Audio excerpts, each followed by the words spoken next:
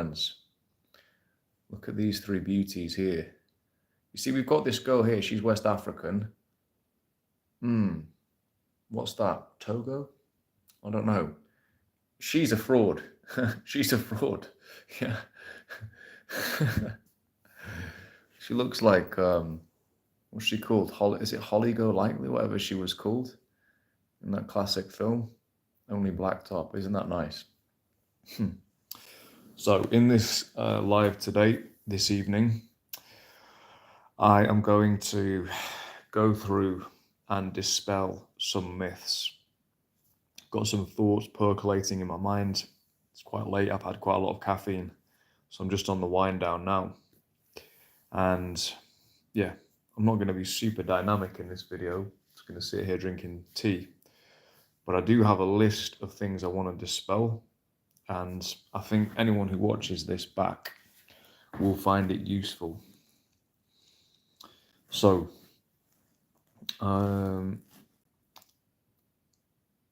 where to start? Let's begin at the beginning of the space of, this so-called space of, male improvement, male relationship improvement, and so on. Just briefly, I just want to outline why it's a complete garbage space for the most part. If you go back to its origins, not the origins of people like the actual Casanova, who knew what the fuck he was doing, and he was just a stallion. That's all Casanova was. He was just an absolutely reckless stallion. That's how to be a proper seducer. But the people who created the so-called manosphere, they're all complete geeks. They were all over-analytical, extreme nerds, no social skills, no skills with anything really. And those are the people who created the space, and it kind of ran from there. So the whole space has been created by the worst possible people. The people who are worst at the activity have created the space. Can you imagine that? It's like the people who are worst at football creating football, and then we all have to watch them, and they're telling us how to play. And there's like Ronaldo over there just playing in the park. No one's watching him. We're listening to these guys. That's literally how it is. So that's the issue with this whole space from the get. And I know this because, when I read The Game and books like this in the past, I tried some of that shit, and it just doesn't fucking work at all. It's just complete garbage. The only thing it gives you is a notion that you could improve, which is good. But actually, it gives you all the wrong tools to improve. Basically, what you need to do to improve is a few very simple things. And you mostly need to be yourself. Cut the crap. Be your fucking self. That's what you need to do. And just stop being so fucking afraid of displeasing women. Who gives a fuck? Okay. That's those two things alone. Yeah, go ahead. Displease them. What are they going to do? They're going to beat you up? Who gives a shit? Okay, so those two things alone are going to pretty much take care of 90% of your issues. There's a few other issues as well, but those are going to take care of most of them. So the whole space was created by fraud. So that's why it's just full of garbage. It's just so saturated in garbage. And what you want to do is look around to the real world, not on the internet. Look in the real world, out in the flesh. Put your phone down, put the internet down for a month. Go out and see which guys have got beautiful wives. See which guys have got beautiful girlfriends or lovely girlfriends or nice families or a string of babes if you're out and you're on the scene. Look at what normal guys are doing. Any commonalities? Yes, there are commonalities. What are those commonalities? You've got high self-esteem, number one. What does high self-esteem mean? Does it mean self-aggrandizing? Yeah, it can do, a little bit, sure. It definitely can do. Putting your product out there, self-aggrandizing, sure. But it mostly means the absence of, crippling self-doubt. So it's mostly an absence. It's mostly an absence of negative things that get in the way. So, yeah, that's mostly what self-esteem is. Just being normal, yeah,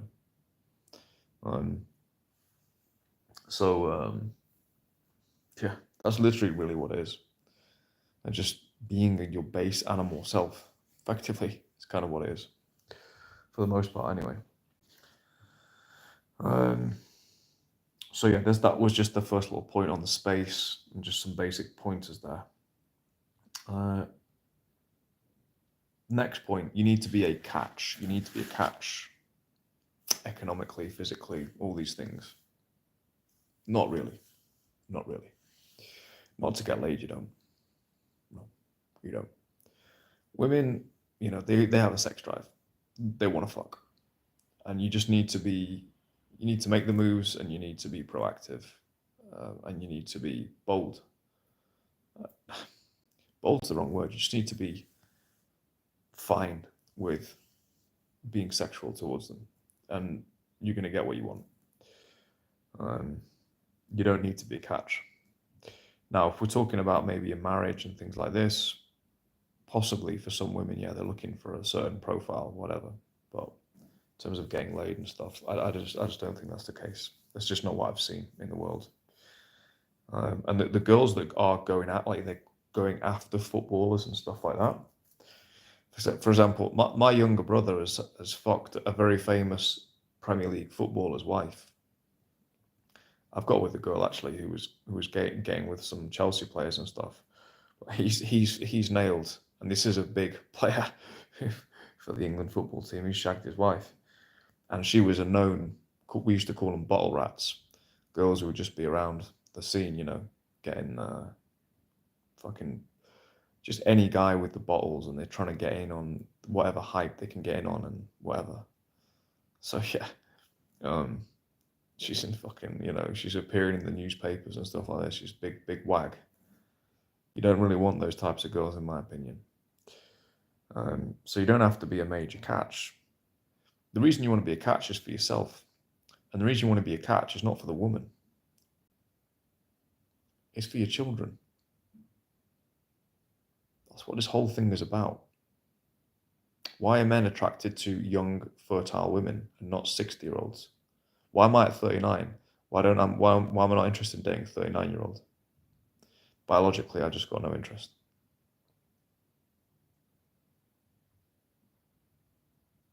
Biologia. It's biology.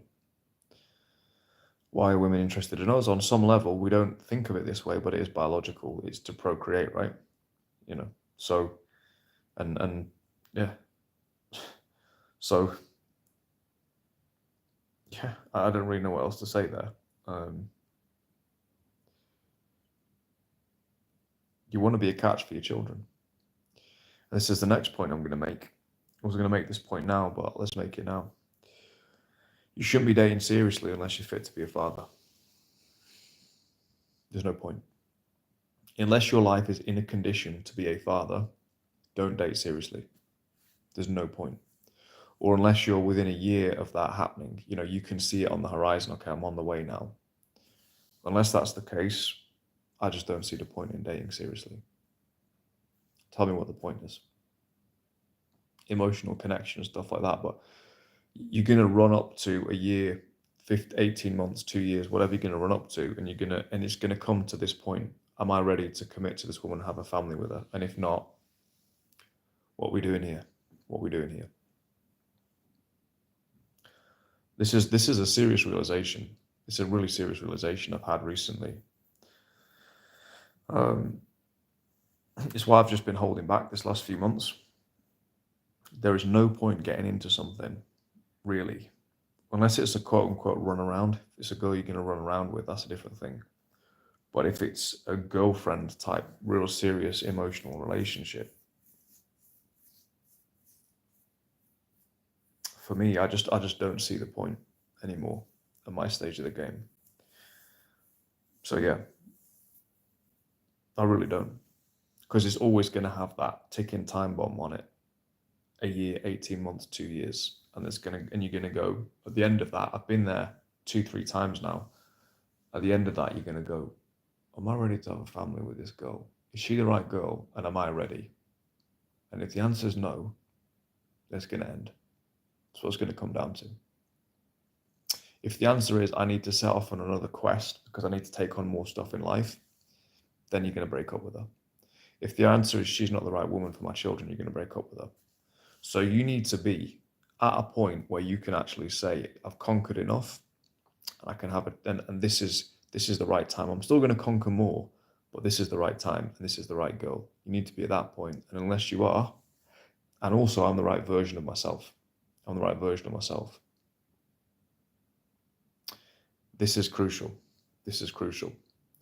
There's guys who are getting into approach and who are even getting girls and things like this and getting laid and stuff, who are so far away from being what would be an adequate father that wouldn't probably fuck up their own children. They're so far away from that.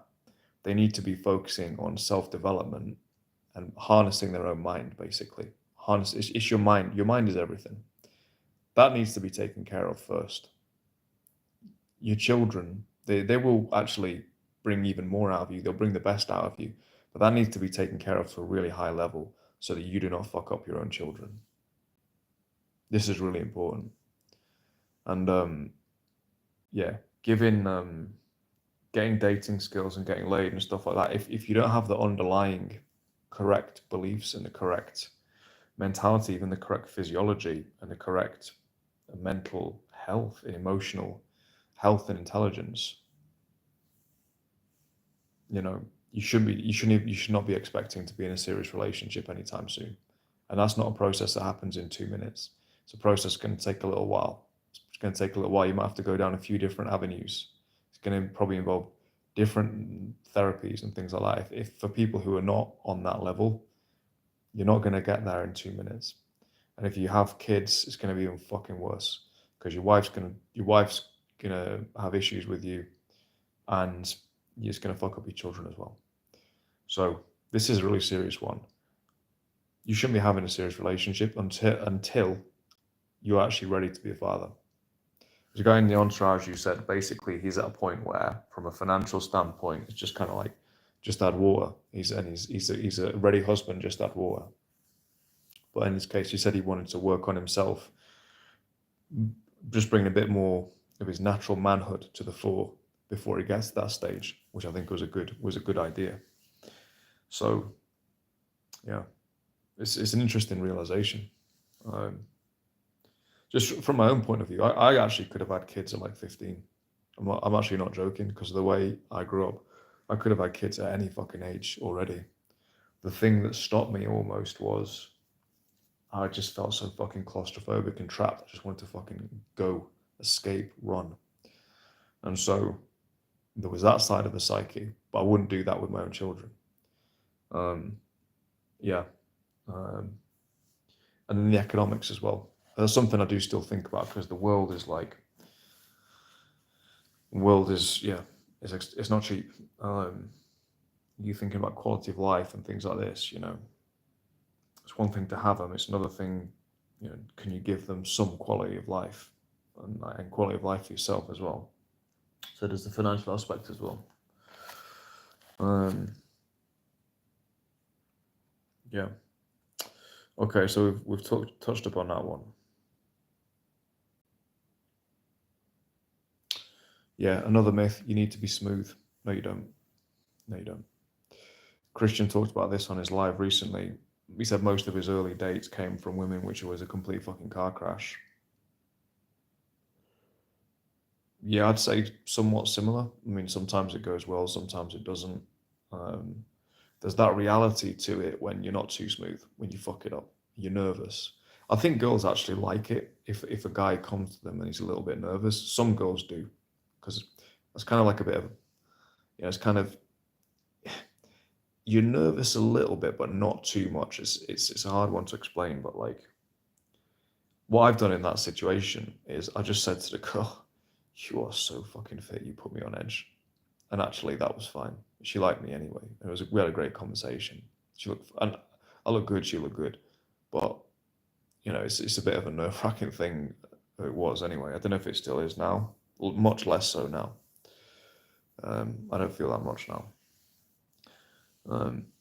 But yeah, you don't need to be smooth. You can have a car. You can have a train wreck. You don't need to be smooth at all. It's a simple fucking point. Most women are heterosexual. Most women are heterosexual. This is the thing, these retards in the game and shit like this. Most women are heterosexual.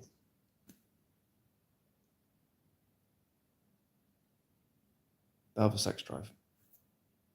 They want to fuck.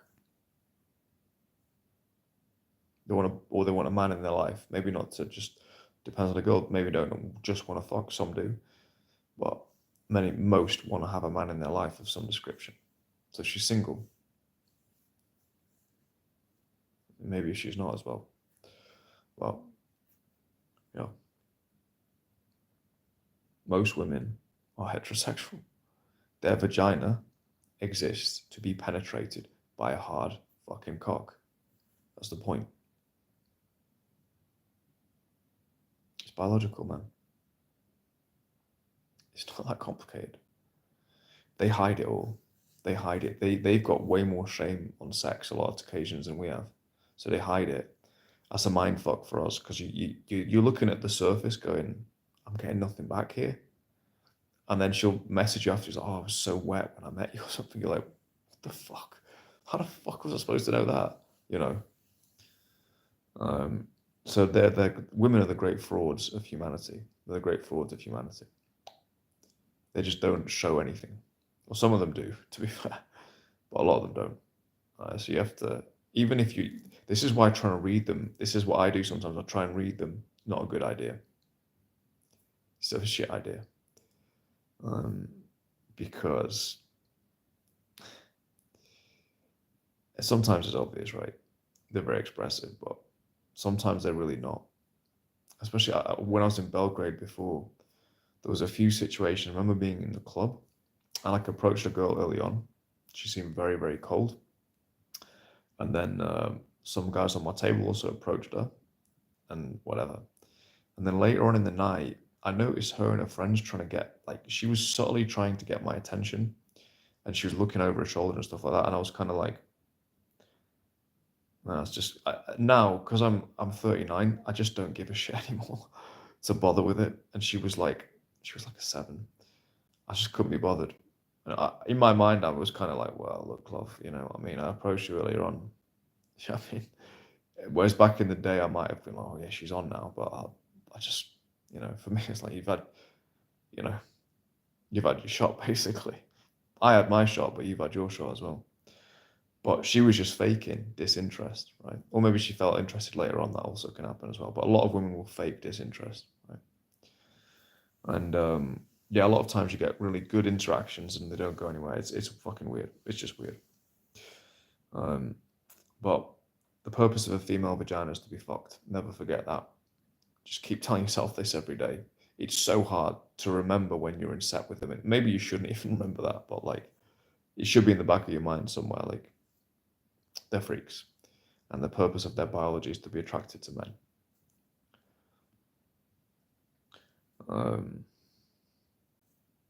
Next up, women are a worthy goal, they're a worthy pursuit. Oh my God, I had this one for a few years. This is a common one when you've been in the desert, for sexual desert for a few years. I lived in a sexual desert from 21, complete sexual desert from 21 to 25. Only had a few escapades then.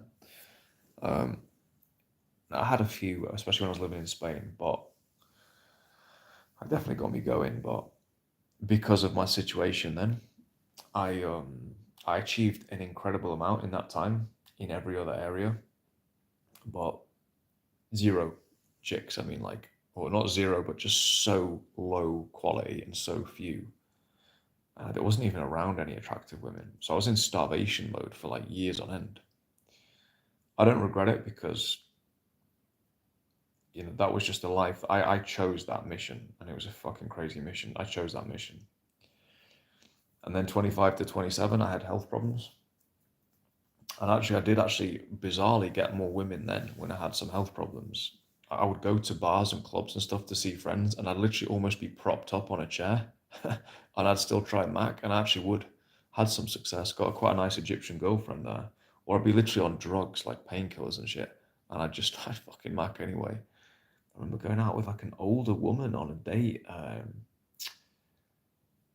Yeah, because I knew I had the approach in the locker. Like, I knew how to approach even back then. Like, I knew how to approach from pretty fucking young. But I was just limited because of my situation. And then it got to 27, I got full health recovery. And it was a bit like the pandemic, people considered their lives. I'd had that process at a younger age. And I looked at things, I was like, man, I've been on achievement mode for so long. And then I had health problems. I'm like, I just want to have an amazing social life. I just want to fuck, to be honest, before it's too late. Because I'm like, I'm 27. Yeah, I need to get going, yeah. I don't want to be the full. I wasn't a virgin, obviously, but I was like, I felt like I just didn't have enough experience.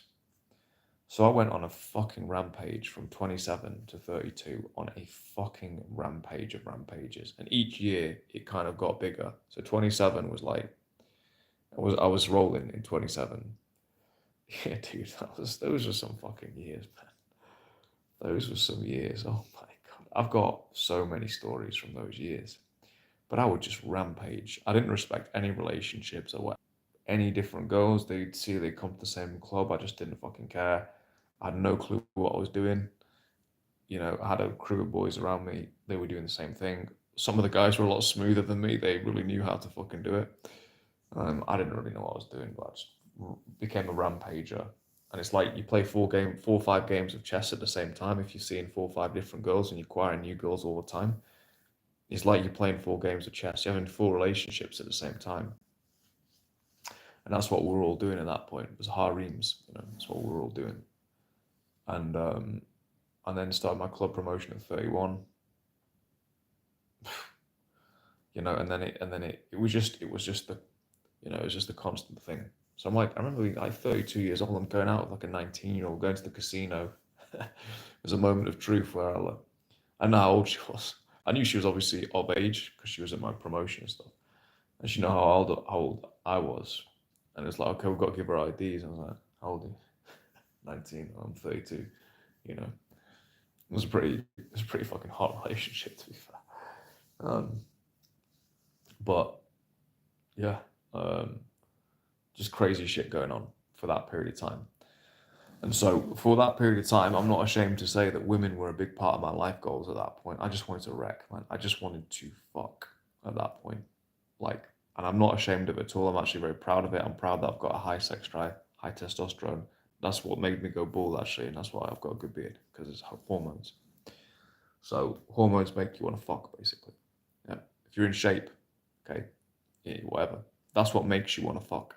That's why the Olympic athletes are all sex addicts, because they just got way too many hormones, just out of control. And at that point in your life, late 20s, early 20s, whatever, if you've been in a desert, I think you need to get out of your system. I think you do. For me as well, like I was already aware, I'm like, I had a lot of sex between 15 and 20, like a lot of sex. I'd had probably by that age, I definitely had sex more than 1,000 times by that age, which is quite a lot for a 20-year-old. Like if you think of sexual encounters, sexual episode with a woman, it was like 99% with one woman, but still it was quite a lot. Um, and then that massive dry spell. So I think that's what gave me the confidence even to go into that dry spell and achieve other things. But once you've been in that desert and you're trying to get out of it, you're gonna go fucking mental. Which is, especially if you've got a lot of testosterone, you will do, and that's what I did. I think that's what Ephraim has been doing at Pull University this year a little bit, just going a little bit wild. But it's fucking normal. You've got to let that demon off the leash. You've got to. And I actually recommend people, even if they're in their 30s, I think you still should. I think you still should. I think you should bang, I'm going to say 10 girls, 10 different chicks. I think you should. I think you should have 2, 3 at the same time. I think this should be over the course of don't go crazy with it. You could do it over the course of a couple of years. That's not that much at all. 5 girls a year. I think you should, though. And, you keep have them around and stuff like that. If you've been out of things for a few years, yeah, I do. I don't think just going in and getting the first girlfriend that you've approached is a good idea, frankly. You're gonna. I think you could do with a bit more experience for your own self confidence more than anything else. For able to feel like you're seasoned. Yeah, I don't think or 8 or 5 or something. At least 5. Yeah, at least 5. That's just my opinion. But hey, it's just my opinion. I noticed the difference One of the things that gives me confidence, I would say, sexually with women is, especially younger women, is like, there's no possible way, unless she's a whore, there's no possible way she's more experienced than me. And I actually like that. I feel I'm like, good, I can teach you the shit. Do you really want to be with a woman who's like massively more sexually experienced than you? I'm not sure. I don't know. I want to be a lot more experienced than them, personally. So, yeah. So women can be your goal for a period of time, but this is what I want to get back to. They're not a long-term goal at all. At all. They're not at all. They're just not. Women are not the goal. They're never the goal. They're never the goal. Guys who are looking to try to get a good wife, you're looking for the wrong thing. Your goals, you've got the wrong fucking goal. That's not the right goal. Oh, I want to have a good wife. No, you don't. You don't have a fucking clue what you're talking about. Sorry if that offends people. You don't have a fucking clue. You don't want a good wife. It's not what you want. What you want is a family, or you want a partnership. That's what you want. The woman has to fit into that mold. She has to fit into that mold. She has to fit into that mold. I'm not going out to find the best possible girl who's got the highest IQ, the largest breast size, all these things. That's fucking retarded. Obviously, I want a girl with very good qualities physically as well, especially on the physical side. She has to fit into my life. She has to.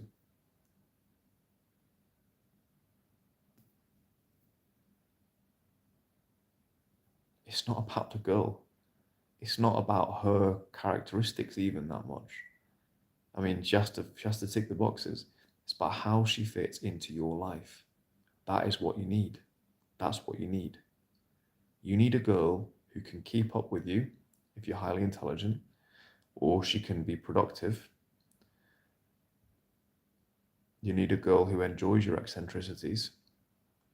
You need a girl who looks up to you and respects you. You don't, and if that girl is, well, that's the girl you need. That's the girl you're going to want to have around you. And if you don't feel that way, and I'm sorry, you just don't have experience. You just don't have experience. Do you want to be with a girl who's so into her career, or she's so into her fucking Instagram profile, or she's so into the scene that she cares so much about that? Is that what you want? That's just bullshit. It's fucking bullshit. Girls like that, I look at some of the guys they're with, often they're with complete fucking, like, actual, kind of good looking, real, they're the equivalent of a plain Jane. You're just like, that's your guy? Seriously, it's fucking embarrassing. Because that girl is about herself. And the guy she's with is happy to be about her.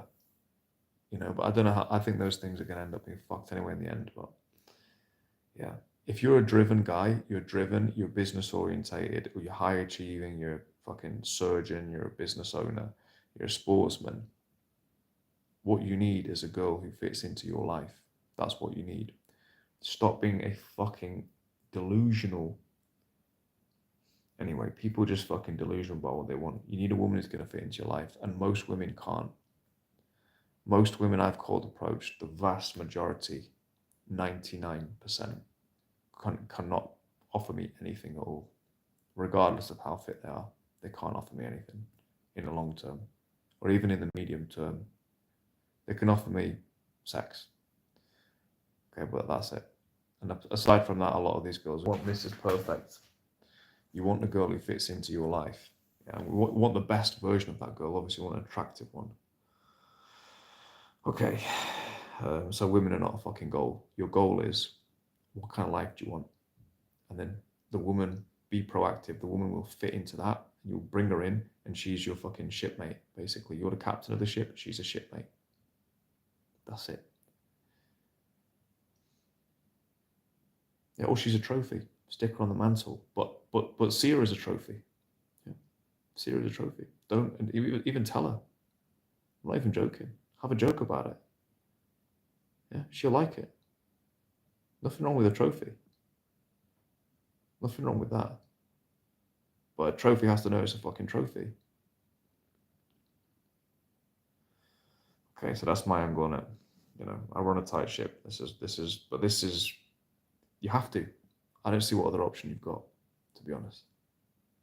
If you're going to have someone in your life, you've got to run a tight ship. So yeah, they're not a worthy goal. They're an accessory in the most loving, they're a delicious, delightful, loving accessory. So next up here, I think people are just afraid of women's judgment. I think that's why people don't approach. And I even notice it in myself. It's like, I'm not logically afraid of it, but then there's certain reactions I have. I'm like, why do I care about this woman's judgment? I don't fucking give a shit. And the more I can step into truly not giving a shit, the better. Now, what I used to do in nightlife was I used to intentionally go out, and I've said this on other videos, I used to intentionally go out and be with the attitude that, hello, my name is Satan. Maybe not Satan, but you know, hello, my name is Chaos. No, I'm not going to be Satan. But that was my attitude. And to be honest, maybe I was actually. One girl I dated, the stripper, she was like, she said it to me after sex once. She's like, you're kind of like a demon, you know. That was my attitude, was bring the chaos, man. I think I got like to a breaking point of like, I was like, nothing seems to be I was nailing it. I was going out and it was like, I was doing different things and I was like trying all these, you know, like personas, shall we say, but I was myself, but I was like, okay, let's do a bit of push pull, you know, that actually did work in clubs quite well, to be honest. It actually did, especially on English girls. It's just a wind up in it, really. It's just banter, basically. But I went down this route of, yeah, demonic fucking possession. I went down the route of demonic possession. And my attitude was like this. I want you. This is what I consciously did. I need to bring this in again to my daytime. I literally did this. I said, in my mind, what's the worst possible thing I can do right now in terms of social convention? I'd literally go, what's the worst thing I could do right now? I'm with this girl. She's in the club. It's the worst possible thing I can do right now. Maybe go and pull that other girl, or go and speak to that other girl, or I would just do crazy stuff like. But that was mild. But like, you know, girl I was out with, then another girl came, and then I was just like, whatever. Just my friend said, just handle it. I was like, okay, whatever. They're both here, whatever. And then I was like saying bye to them, getting in a taxi with one, saying goodbye to the girl I was actually seeing. With the one in the taxi, we go down. I take her with my mates. We take her to the strip club. I go for a private dance, fucking on my own without the girl I'm with, because I just kept thinking, what's the worst thing I can possibly do? And I did that all the fucking time with so many girls. Yeah, obviously it scared a lot, but there was a lot of women who were just like, they were so staggered by my behavior that it made them like me more. It was fucking bizarre. And there was a particular guy who did this. I think he just did it naturally because he was just a bit mischievous or deviant.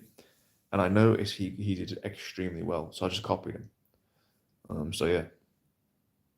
And then I would go out and intentionally go out to piss girls off. I intentionally go out to piss them off, wind them up. Not in a really offensive way though. Not like, I mean, not too badly. But sometimes, in fact, sometimes it was quite bad. And it's like they get these spikes of emotion, all this type of thing, especially if we're on the scene regularly. Yeah. So that fear of judgment, the way I dealt with it was like, let me destroy that judgment by saying, no, please judge me as a complete bastard. Please. Judge me as the worst guy you've ever met. And the number of guys who said to me, like, girls who said to me, you're the worst guy I've ever met. And they're sleeping with me.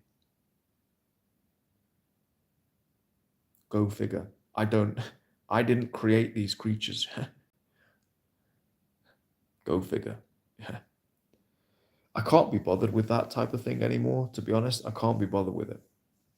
But the lesson, because I went to extremes, like I actually did.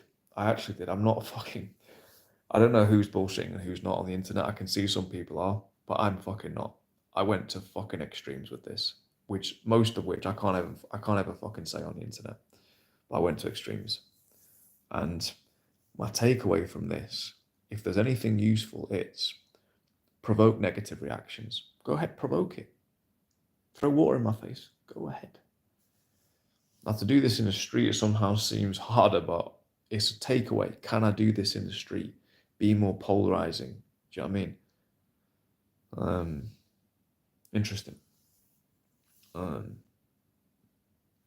think it's something I need to try actually. Yeah.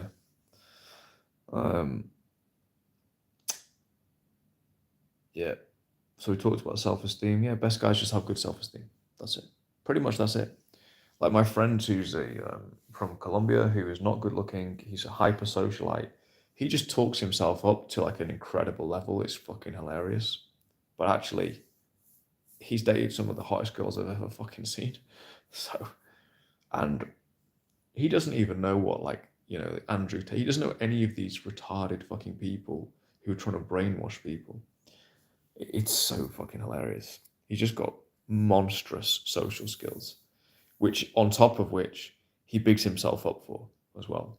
He's like, oh, like mate, I'm very shy, like that's what he'll say to girls when he'd be steaming in there, like sunglasses on at like 1 a.m, fucking, just raving away, always the life of the party, like to an insane level. He's more like a conductor of a party, to be honest, this guy. So yeah, I learned a lot from that guy, but he just got great self-esteem. It's a pattern I've noticed, right? It's a pattern I've noticed. Pre-selection, yeah, I mean, Ephraim's talked about that. Christian's talked about that. Pre-selection is just, it's a nice thing to get. Let me tell you the only thing that I do with this, which is, it's not pre-selection, but like choosing signals. If I'm out and I'm just walking to the supermarket and I'm really not in an approach situation. If I've got work within the next hour, this is why when I'm in Europe, to be honest, I can't do as much in the day. When I'm in Latin America, I finish work about 4 or 5 p.m., 4-ish p.m. And so then I can be out in the street 4:35 and I can get a little session in. When I'm in Europe, I'm finishing at like 9 p.m., 10 p.m., but I'm usually starting around about 2. So I'll be out in the morning, but because I've got work hanging over my head, I just can't make myself approach. I'm not in the right space. And there's been a couple of times when I've gone out and done sessions and I've barely made it back for work and things like this. And they've been actually really good sessions, but as I say, yeah, I literally barely make it back, and I'm like fucking half knackered by the time I start work. But so in those scenarios, what I do is if I'm out going to the coffee shop, or I'll literally I'll stare at girls. Like if I'm in a bit of a saucy mood, not always, but sometimes I will. And it's like, it is good to get that, a bit of sexual stare going on. That's a good thing to do. And usually they'll look back, they'll reciprocate a little bit. And that does give you a little bit of a spice. If you really can't approach in the week, just doing that, I think, is quite good. Just remind you, you've got a fucking dog in you. It just reminds you of that. So that's not exactly, it's not like you're waiting for pre-selection. It's when you literally can't approach and you don't even want to, you can still do that. And it's kind of like, it does keep you, it keeps a bit of interest. Have we got any comments in here? Apparently I've got 18 viewers. I find that surprising. That's quite a lot for me. Guys, say something. People have been watching for a while. That's interesting. So yeah, so you don't need pre-selection. That's complete garbage. You don't need that at all.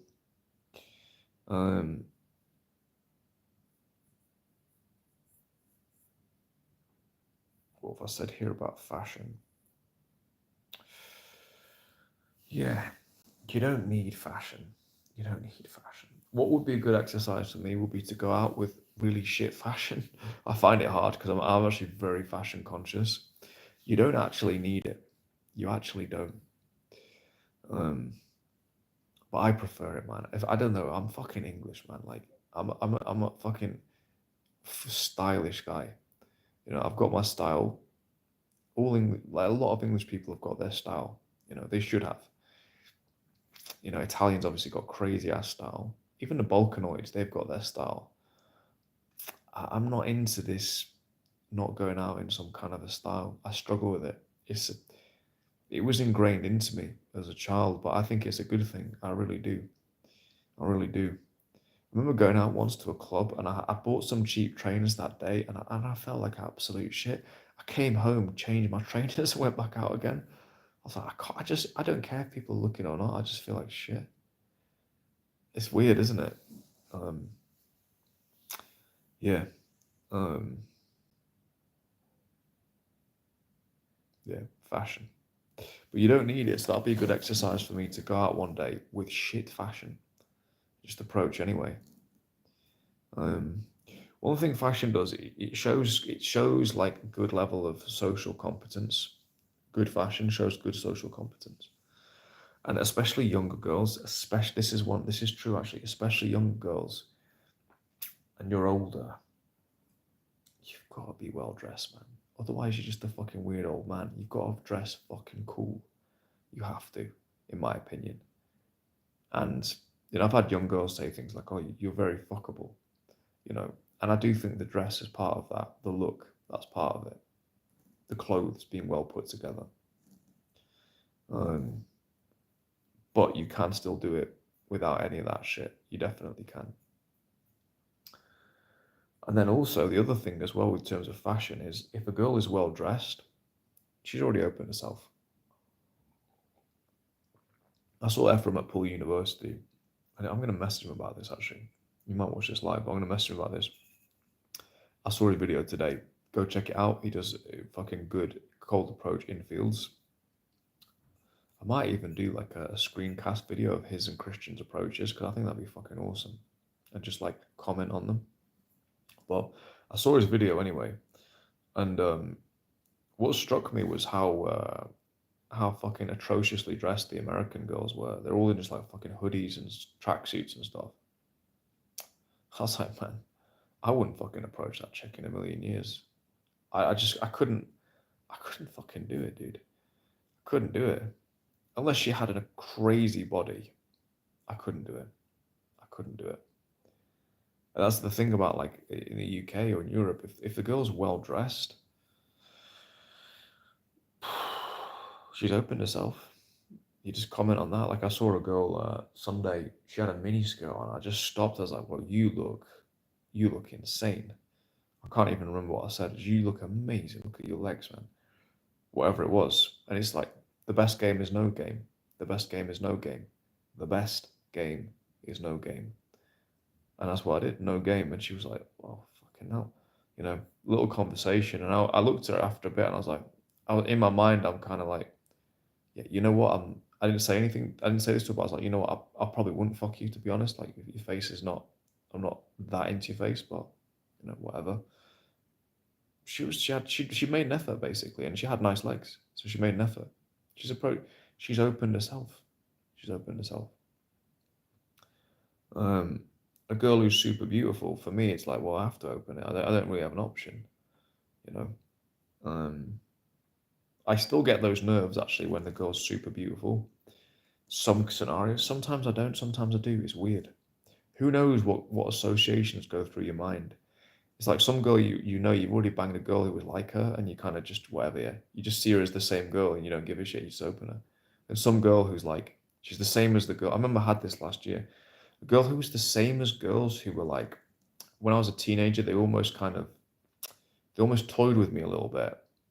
You know what I mean? Like they come hold hands with me and then just buzz off, and I'd just be like, "What is going on with this girl?"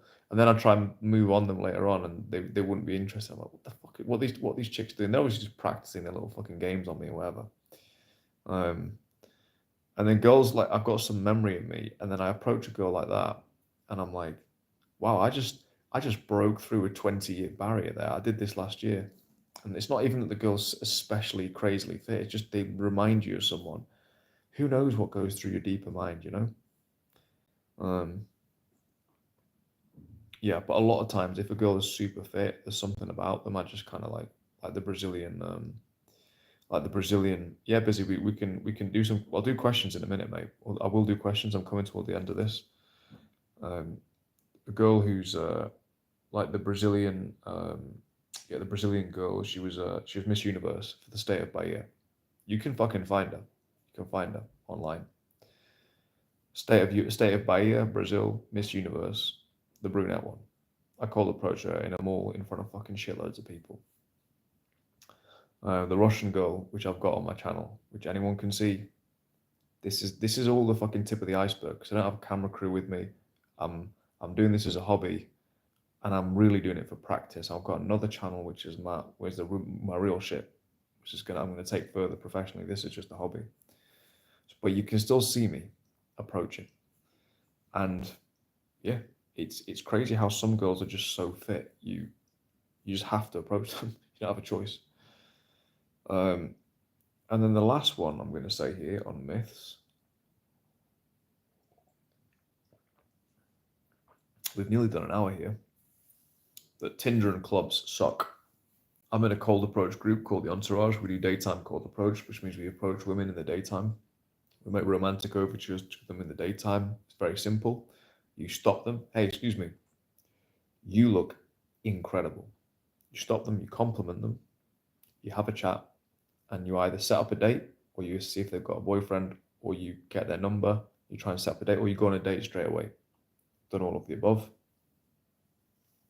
Best one ever was a 5'11", 5'11" girl in the Caribbean who was on a bicycle, and we went on an instant date, literally instantly. And we ended up going we bought some wine, went to the park. There was a guy with speakers in the park. I told the guy, put my music in your speakers. I put fucking Kizomba on in the park. I'm dancing with this fucking giant girl in the park, and then you know, we danced the night away. I didn't. She, my fucking apartment. They didn't let into my apartment because of the IDs and stuff. So she had to come back the next day, which she did. To be fair, she did. And she was fucking. Whoa. Yeah. Um. And that was the Sunday. Then on the Monday, she saw me out, called approached another chick. So that was it. She literally saw me out the next day, approached another chick. And the chick I approached the next day, that chick became my girlfriend. Fucking mental world, right? That's why you got to bring the chaos. The last thing I'm going to say, Tinder, Tinder and clubs suck.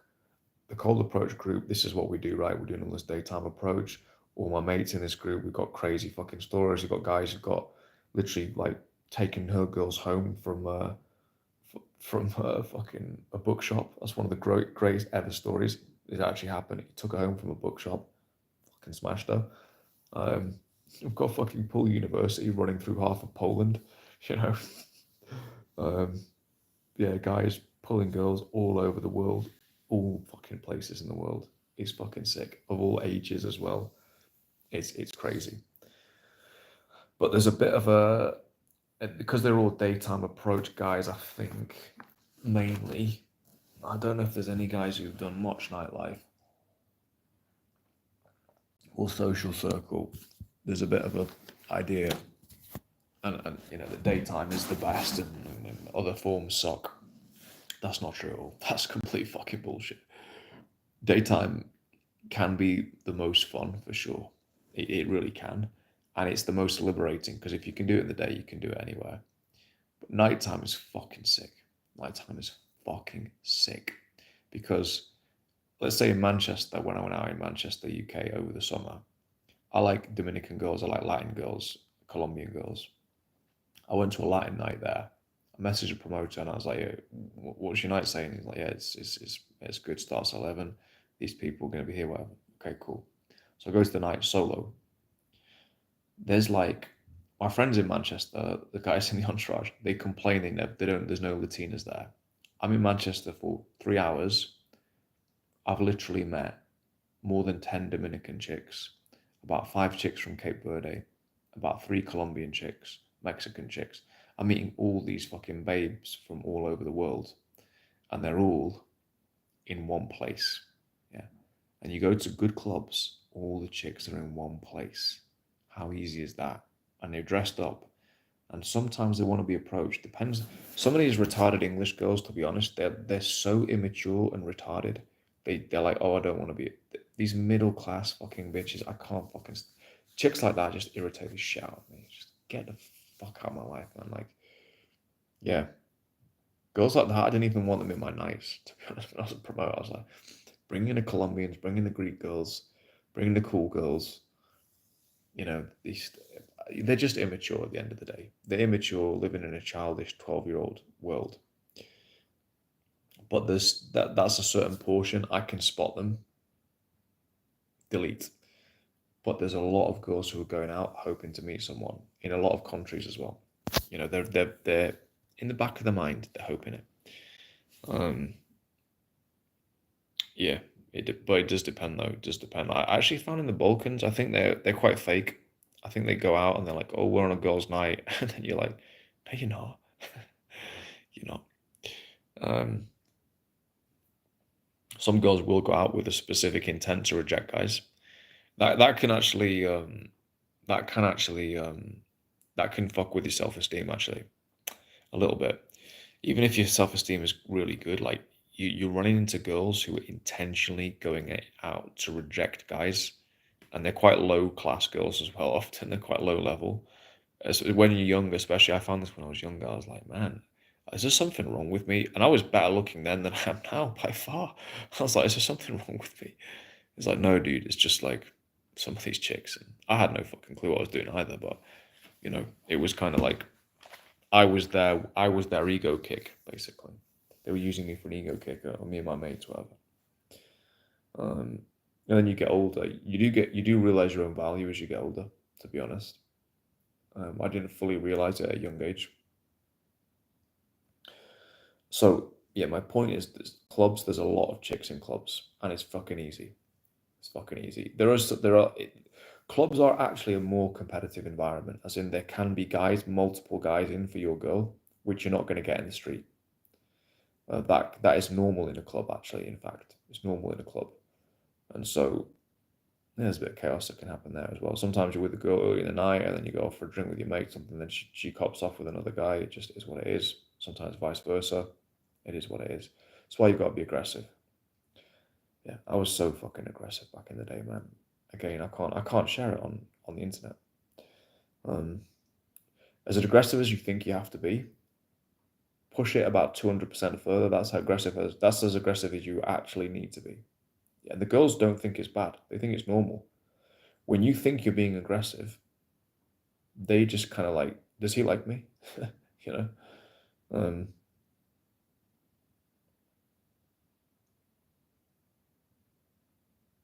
yeah, I remember a girl I was kind of off and on with, and I would invite her out, we'd go places and stuff like this, and it was like, I never quite, she was seeing a guy, but she did like me. And I remember once, like, she just annoyed me, and I literally pinned her. I physically pinned her against the bar. Literally grabbed her, was just grabbing her ass and just like grabbing her body and just pulling her and stuff like this. And that was the level it needed to get to in order for her to understand that I wanted her. Like other stuff was, you know, and that's like you're thinking like, is this like even fucking legal what I'm doing? But literally like grabbing her hands, pushing her against the bar, pinning her against the wall. Like I've done that fucking countless times. It's weird because you go through phases and you do this stuff and you forget you've done it, and then you go back to what you were doing before, which was like much more timid, much more logical, because that's how my brain works. Um, but yeah, you got to push, man, in clubs. And then does Tinder suck? No, it doesn't suck. No, it doesn't suck. I was of the opinion that, you know, cold approach relationships are better because you're more of a man to begin with. And I actually, I think it's a great story, the cold approach. It's an amazing story. But it's not how your relationship starts. That's not what counts. Okay? That's not what counts. Like, let's take someone who looks like he's pretty much he's definitely confident in his value. Let's take Cristiano Ronaldo. If he met a girl online, do you think he's going to act like a simp? You think he's going to just not be confident? No. It's about who you are. It's about who you are internally. That's what it is. And it's about the relationship you have with that woman. That's what's important in the end. And this is something I realized after doing as much of the different. I've done every type of approach now. Underwater approach I'm still missing, but apart from submarines, I've pretty much done everything. And what I have realized is it's not just about where you find the girl, where you meet the girl. Ultimately, it's about that girl, the quality, the caliber, how she fits into your life, and who you are. Who you are. So if you develop cold approach, but you still don't really have the minerals to back it up, you'll get a girl, and it'll frazzle, because you need to work on the minerals. Similarly, if you get a girl and you're a solid guy and you go on Tinder for a few weeks, you travel into Argentina or something, you go on Tinder for a few weeks, you meet a girl out there. If you're a solid guy, it'll be fine. Or if she's a solid girl, you're a solid guy, it could be fine. That's fine. That's fine.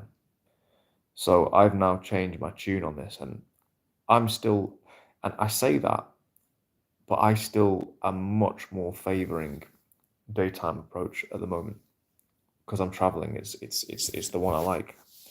But I say that, maybe I'm talking to myself here, because I had in Brazil, when I was out in Brazil, I had really good response. I went online for like 3 days in my last week, and I had really fucking hot girls messaging me, and like decent girls, like really interesting conversations.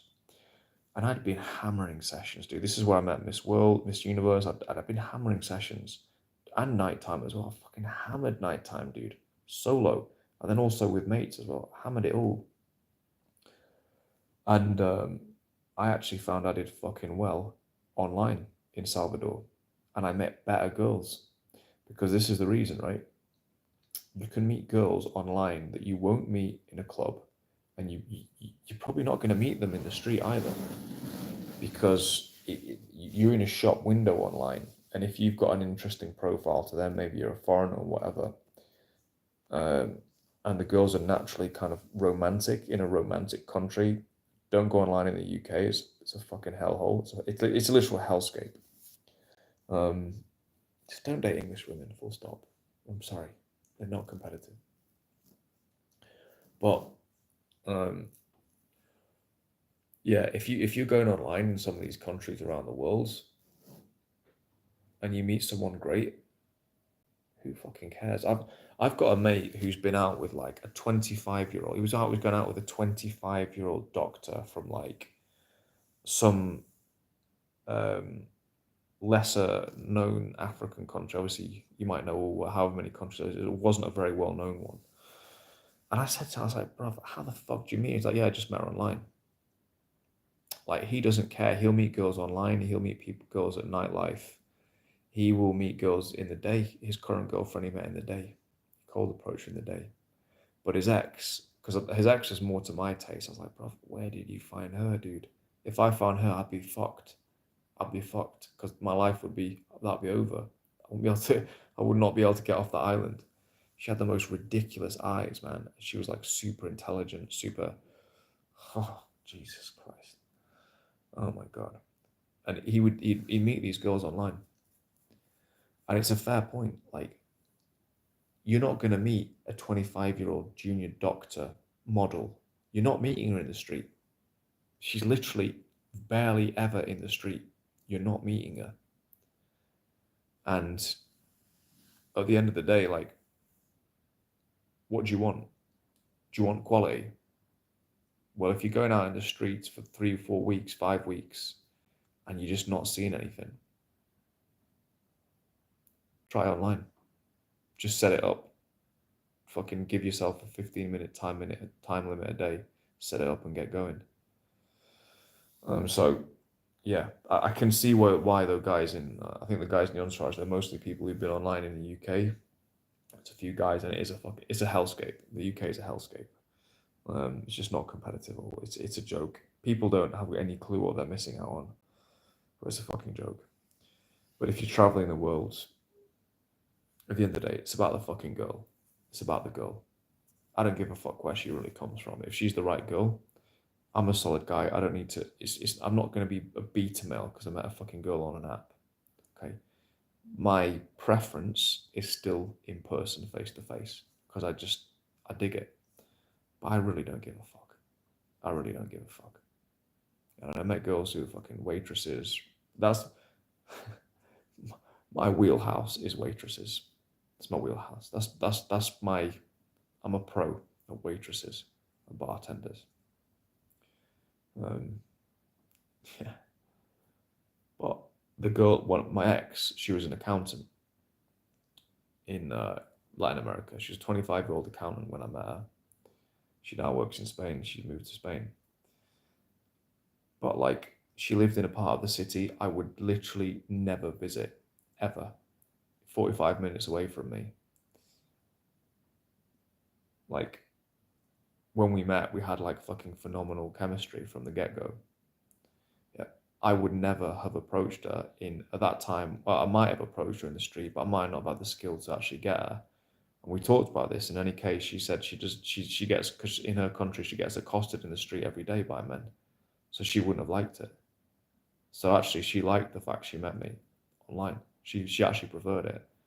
I wasn't too keen on it, but I was like, now as a few years later, I've gone, okay, well, maturity dictates. Who gives a flying fuck? I've got my bones. I've done over fuck knows how many cold approaches. I've got no clue. And in nighttime, fuck me, dude. And it's not the approaches, it's the fucking bangs. How many girls have you actually banged from this? How many girlfriends have you had? How many threesomes have you had? You know, this is what it's about. I've had 2 failed threesomes. I threw that in there to fucking spike that one, but both of them failed because the girls didn't like each other. Girls don't want to get with each other, so it was a weird one.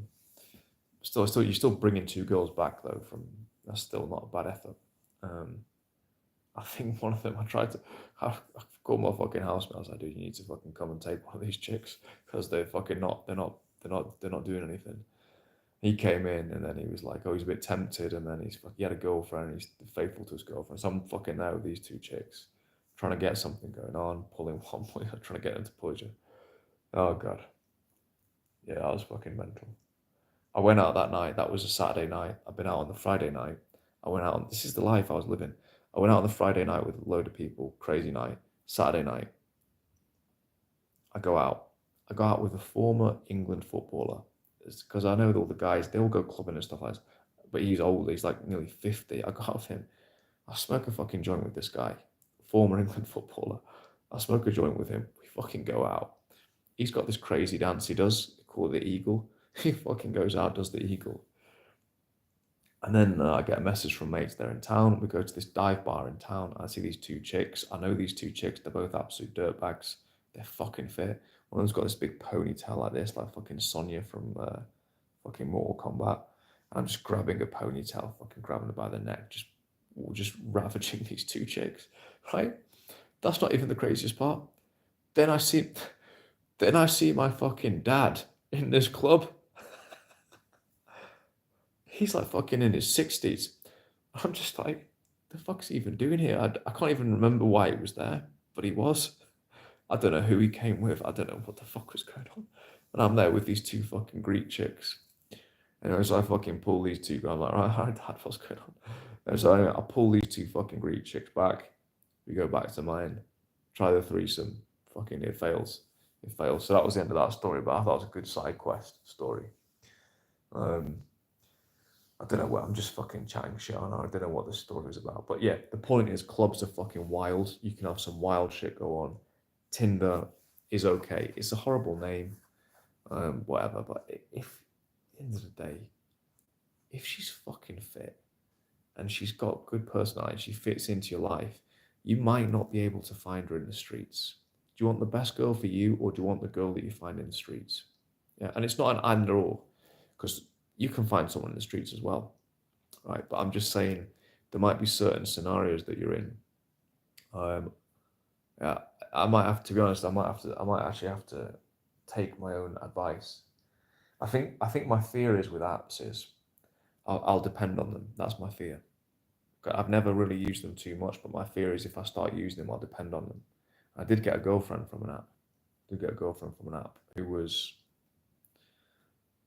yeah, but she was fucking fit, to be fair. But I'd had girls similar caliber, if not fitter, face to face. So yeah. Anyway, but I just think it's worth not being maniacal on this. At the end of the day, it's quality that you're after, quality that fits into your life and gets on your ship and is happy with your leadership. Okay, so that is my fucking shtick for tonight. Busy, if you're still on, mate, I can ask you a question. I know you had a question, but you deleted it. Busy, this is your problem, mate. You asked a question, then you deleted it. You're ashamed of your own self. You're ashamed of your problems. Just tell me, brother. Tell me, what's your issue? If you're still on.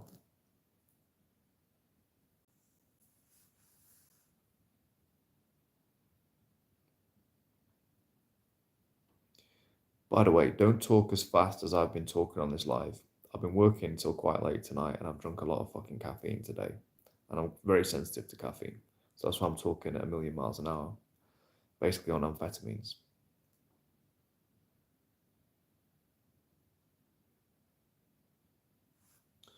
Okay, well, we will end this live with a passage from Greek mythology. Where shall we go to? Where shall we go to?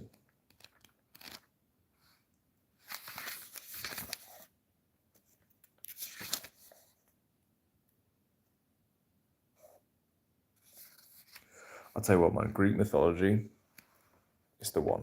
It's the one. This is my shtick. People read the Bible, JC is the fucking Don. But the Greeks, bruv, the mythology is fucking incredible. I think what it teaches you about human nature, it's literally beautiful. It's beautiful. It's so beautiful. There's all this stuff about like jealousy as well, how like the gods get recklessly jealous of each other. Parents are jealous of their own children. They're afraid that their child's going to kill them. And they get told by the gods, your child's going to kill you. And it's all this fucked up dark stuff that's in the human mind that, the Bible doesn't go there. Other texts don't go there. These guys do. They fucking, this dark jealousy. Oh yeah. And then obviously you got fucking Zeus, who's just absolutely battering all these chicks, like going through them all. Let's have a look. There's this passage I was reading earlier.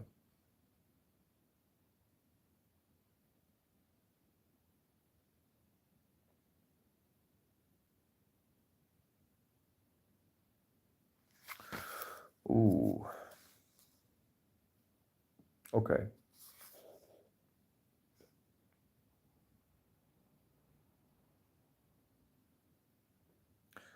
Let's have a look at the final battle of Odysseus. Okay.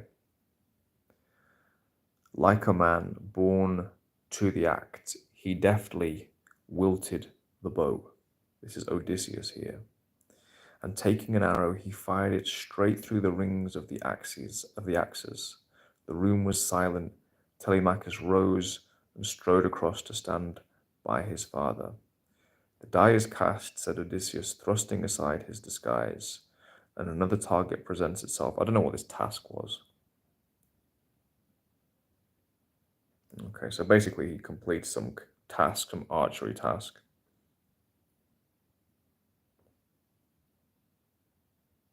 Yeah, Odysseus comes back. He's been away for a while, and all these guys have moved in on his wife. He's literally trying to rob his wife off, and he comes back and he fucks them all up. But he comes back in a disguise. There's a competition to get the hand of his wife, and they think he's away, but he comes back in disguise, murks them all in this competition, and he's like, okay, now I am really the fucking Don, yeah? Get out of my way, you fucking pricks. Well, they're all dead, so... finally, Odysseus could pause and greet properly his long-lost wife, who sat wearily by his side, hardly daring to believe that he had returned. And yet one look at the time, the journey-lined face told her it was all true, and she was overwhelmed once again by her love for this brave man who was so long apart from her. With tears of joy, they clutched one another, their union sweet and tender. And soon afterwards came Laertes, the veil of madness lifted by the news of his son's return. The courageous Odysseus was home at last, his cunning a match for all the fates that the fates had set in his path. There would be more skirmishes before he could call Ithaca his home once more, and Poseidon must be appeased before he could live fearlessly, surrounded by the great god's kingdom. But in time, all was undertaken. Okay. Some say that Odysseus lived to a ripe old age, dying eventually and suitably on the sea. Others say that he died at the hand of his own son, Telegonus, by the enchantress Circe. So these enchantresses do all these things to like men, and they get them to kill their own family and shit. This is fucked up. But this is real. This is actually kind of what happens in the real world. Odysseus. All agree that Odysseus was beloved by his subjects, the tales of his journey becoming the food for legends which spread around the world. So Odysseus, that's a perfect one. Odysseus had to leave his wife. He had to go set sail. He had to fucking do all these crazy fucking tasks, traveling around the world, fucking fighting with Cyclops, doing all this shit, tricking people, getting out of all sorts of scrapes, using his intelligence, his wit, his design. And then his wife is there, she's waiting, even his son, they're waiting for him to return, the great hero. And she's just like, she's preserving herself. She doesn't want all these other suitors to come back for her, to come into her life. And she's just like, no, my husband is out there somewhere, the island, this is my life, man. This is literally my life. Yeah, I have an island to go back to. And this is what it is, man. This is what it is. Your girl wants a fucking hero. Yeah, she does. She does. They won't admit it. That's what they want. That's what they want. They want to wait and pine over the great fucking hero. They don't want to be the fucking hero. The hero they're gonna be. Anyway, so there we go. I'm fucking wired still. That's a good note to end on. The Greeks, man. The Greeks. Odysseus. Yes. Yes. You must best your enemies. You must best your enemies. Face the fucking dragons. Face the demons. Kill the witch. Kill the fucking giant. And then return one day to your beautiful wife.